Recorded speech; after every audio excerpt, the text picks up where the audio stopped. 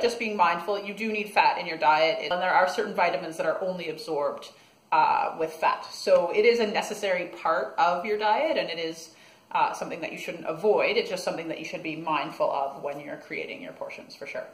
Okay, and you bringing up vitamins has reminded me of another question that I had told you that I was going to ask you about. Imagine that. I've been, I don't know if you did that on purpose to get me on track, but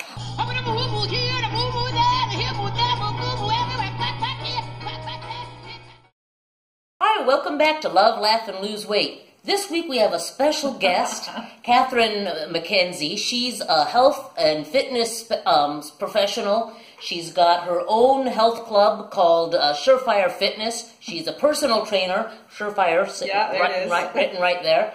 And she's been so nice as to come and be willing to talk with us. So thanks for coming, Catherine. Well, thanks for the invite. I really enjoy discussing health and fitness with people, so I appreciate the invitation. Perfect, because that's what we're going to do. Awesome.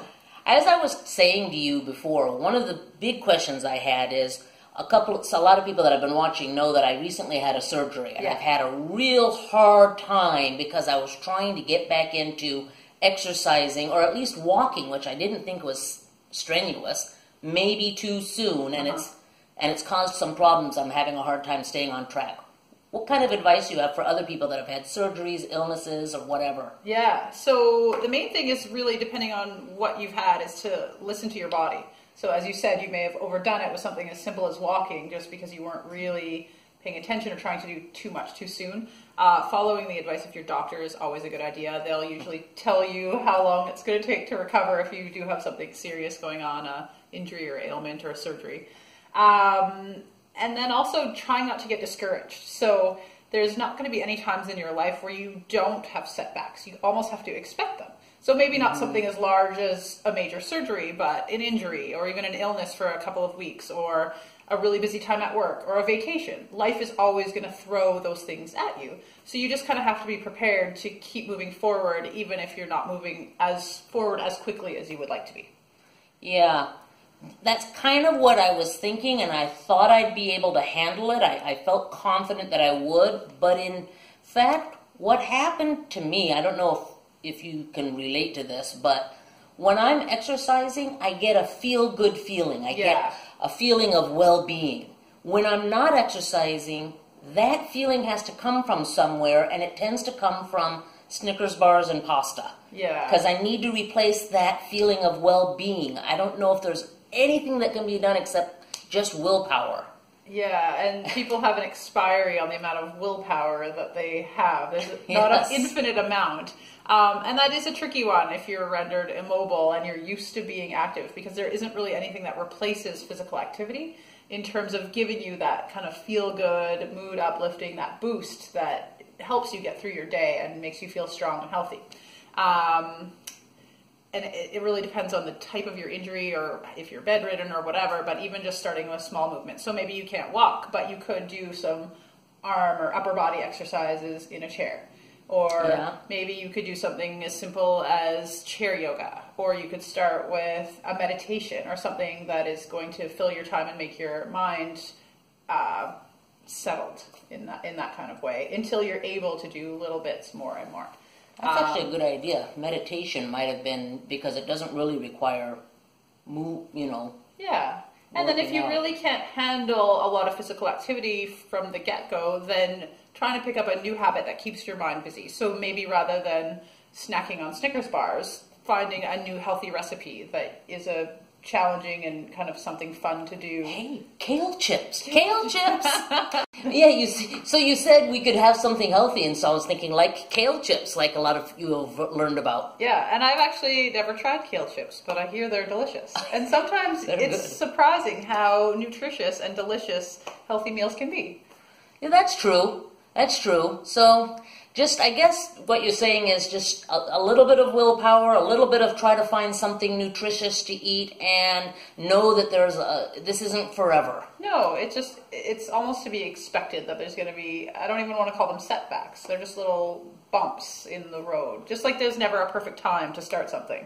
That's true. You'll be waiting forever if you're waiting for the perfect time to start eating healthy or to start moving. So yeah. But a serving of vegetables is usually about the size of your closed fist. So 1 to 2 servings per meal is a guideline, and that usually will help fill up a person. If they want to eat more vegetables, that's obviously a better choice than eating more fried chicken, but... That doesn't actually seem like very much. Maybe. 1 to 2 of those. Yeah. And it's interesting because when you use your hands to determine portion size, your hand is relative to your body size usually, so the portion goes up or down depending on your needs in terms of the size of you as a person. Right. Yeah. No, that's perfect. And then if you want to expand on that, lean protein is the size of the palm of your hand.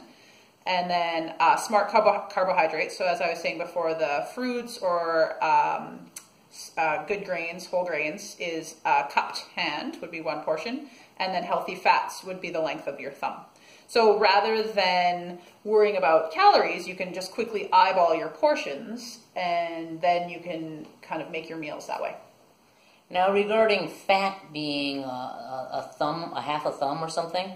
Just to the base of your thumb, yeah. Okay. So what about something like meat, which has, especially like, say, beef, which has quite a bit of fat in it? Yeah. So you want to try, when you're getting your protein sources, aiming for leaner proteins for that reason, but just being mindful, you do need fat in your diet. It's what makes food taste good. It helps you feel satisfied and full from a meal, and there are certain vitamins that are only absorbed with fat. So it is a necessary part of your diet, and it is something that you shouldn't avoid. It's just something that you should be mindful of when you're creating your portions, for sure. Okay, and you bringing up vitamins has reminded me of another question that I had told you that I was going to ask you about. Imagine that. I've been, I don't know if you did that on purpose to get me on track, but I've been worrying about, not worrying, but wondering about vitamin K. For some reason, I had seen this on Google that if you have too much vitamin K, it can be bad. Yeah. As with any vitamin, it's always the amount that's absorbed that is the issue. And with fat-soluble vitamins, so we're talking specifically about vitamin K right now, but vitamins A, D, E, and K are all fat-soluble. And those ones, usually people aren't as deficient because they're not like the water-soluble vitamins that are always running through your system. Okay. So it's harder to be deficient in fat-soluble vitamins. So A, D, E, and K, it's Correct. hard to be deficient. Harder to be deficient, yes. So we don't have to worry too much about it. Probably not, unless you have a mineral imbalance or a vitamin imbalance that's detected by a doctor or a nutritionist. If you're eating properly, usually vitamins and minerals take care of themselves. And that, again, goes back to your lean proteins. And in terms of fruits and vegetables, we kind of recommend eating the rainbow. So all different colored fruits and vegetables have more and less of different types of vitamins. So you'll get them all if you're eating the rainbow. That makes sense.